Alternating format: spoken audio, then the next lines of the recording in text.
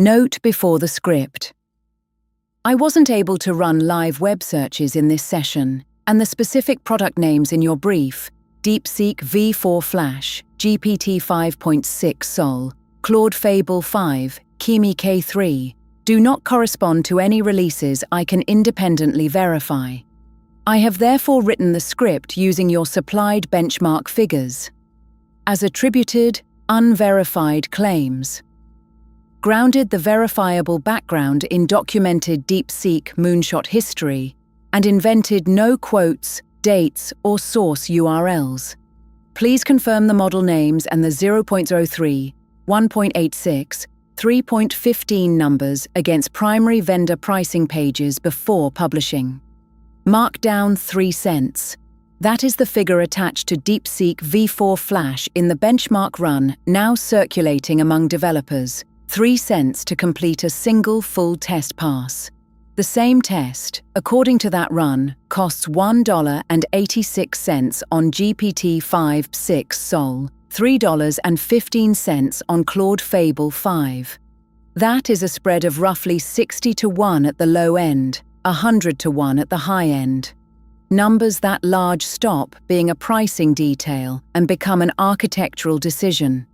But before anyone rewires a production stack around them, they deserve scrutiny, because cost per test is one of the most easily misread metrics in this field. DeepSeek is not a newcomer to this position. The company, which grew out of the Chinese quantitative hedge fund High Flyer, published DeepSeek V3 in December 2024 and its R1 reasoning model on January 20, 2025. 1 week later, on January 27th, Nvidia recorded what was then the largest single-day market capitalization loss in United States history, roughly $600 billion. The trigger was not raw capability. It was the claim that near-frontier performance could be trained and served for a fraction of prevailing costs. Every DeepSeek release since has been read through that lens. Not, is it the best? Rather, what does it do to the floor price? V4-Flash sits at the bottom of that ladder deliberately. The Flash designation, as with comparable tiers from other labs, signals a distilled, latency-optimized variant, smaller active parameter count, aggressive mixture of experts routing, shorter default reasoning traces. It is not positioned against frontier reasoning models, and DeepSeek has not claimed that it is. What it claims is competence at a price point that changes what is economically buildable. Take the marketing tier as the honest signal here. Flash-class models are engineered for volume, not for the single hardest problem in your product. Conflating those two things is where most cost optimization projects go wrong. Cost per test is a composite, not a price. It bundles input token cost, output token cost, how many tokens the model generates to reach an answer, and how often it needs a second attempt. A model can be cheap per token and expensive per task if it rambles or retries. Verbose reasoning models are frequently the latter. So the 3-cent figure does not simply mean 60 times cheaper per token. It reflects terseness as much as list price. The corollary matters more. On tasks where a Flash tier model fails and must be retried or escalated upward, its effective cost climbs fast. Ask for the retry rate, not the sticker. The clearest win is high-volume coding agents. Agentic coding loops are token furnaces. Read the repository, plan, edit, run tests, read the failure, edit again. A single ticket can consume hundreds of thousands of tokens across dozens of turns, and most of those turns are mechanical. File navigation, boilerplate, lint fixes, test scaffolding. At frontier pricing, that arithmetic hardcaps how many agents you can run. At 3 cents a pass, you can run the loop wide, parallel attempts, speculative branches, discard the failures. Cheap inference converts a serial workflow into a search problem.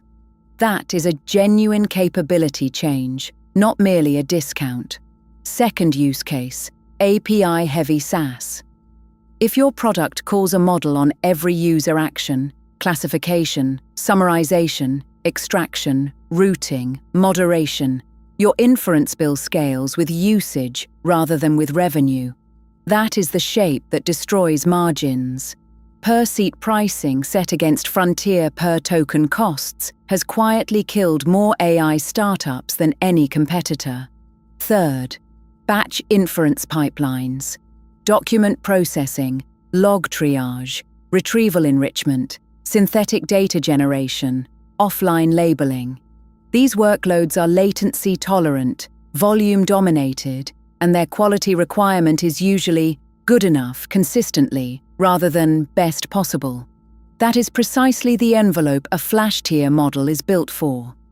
Kimi K3 from Beijing-based Moonshot AI is the more interesting comparison because it competes on price to performance rather than price alone.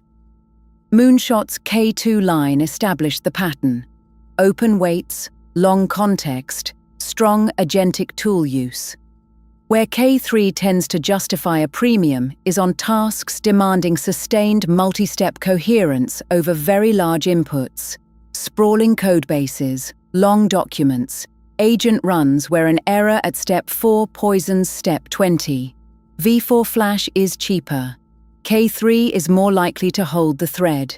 If your workload is many short independent calls, Flash wins outright. If it is one long dependent chain, the cheaper model can end up costing more. Then there are the cases where you pay without arguing. GPT 5.6, Sol and Claude Fable 5 are priced where they are because of the tail, the hardest 10% of requests, where reasoning depth, instruction adherence, and refusal behavior decide whether the output ships at all. Legal and medical drafting, financial reconciliation, anything customer-facing and unsupervised, anything with a compliance or data residency constraint that a Chinese-hosted API cannot satisfy. A real and under-discussed blocker for regulated buyers, independent of model quality. And security review, where a subtle vulnerability introduced cheaply is not a saving at all. The practical answer is that this is not a choice, it is a routing problem. The stacks that survive the next pricing cycle will classify requests first and spend accordingly.